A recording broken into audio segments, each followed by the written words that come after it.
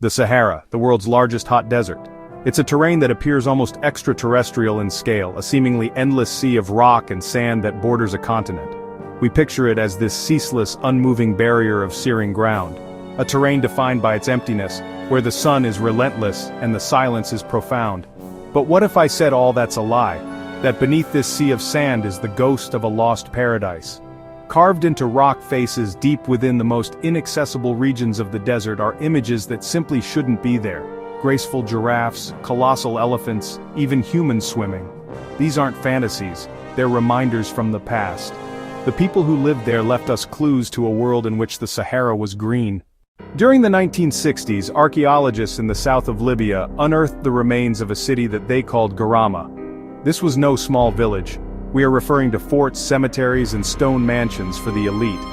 This was the city of the Garamantes, a 1,000-year kingdom that existed here from around 500 BCE. The Garamantes built thousands of kilometers of underground tunnels called fogaras. These weren't subways, they were wonderful irrigation ditches. This water permitted them to plant barley, grapes, and dates, turning the unforgiving desert into fertile fields. They were incredible engineers who built the first city in a big desert without a river. The Garamantes demonstrated that you could conquer the Sahara. To solve the mystery of the Green Sahara, scientists needed to look far beyond Africa. They needed to look upwards, to the stars. The solution, it seems, is governed by an astronomical rhythm, a sort of cosmic clock. It's called orbital precession. The immense temperature difference between hot land and cool Atlantic Ocean powers the West African monsoon. For millennia at a stretch, this orbital alignment makes the Sahara a giant rainsucker. Rather than bone-dry, blistering winds, intense monsoons swept north. The Sahara we know today dissolved, replaced by forests, grasslands, and a vast network of giant lakes and rivers.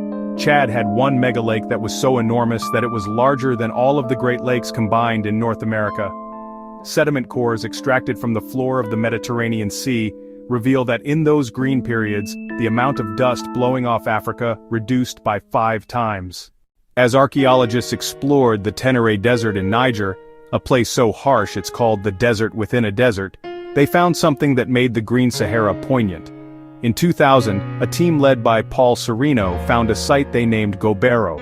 It was a graveyard, but it was the largest and oldest Stone Age graveyard ever found in the Sahara. The first group, the Kifian, used the site between approximately 10,000 and 8,000 years ago.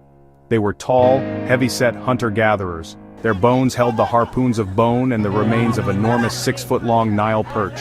They were a people who lived off a deep, permanent lake. Then, everything changed.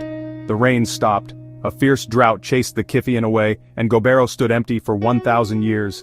One grave stands today as a legend, a woman and 2 small children, buried with hands clasped, a mute, 5700-year-old witness to love and tragedy in this vanished world.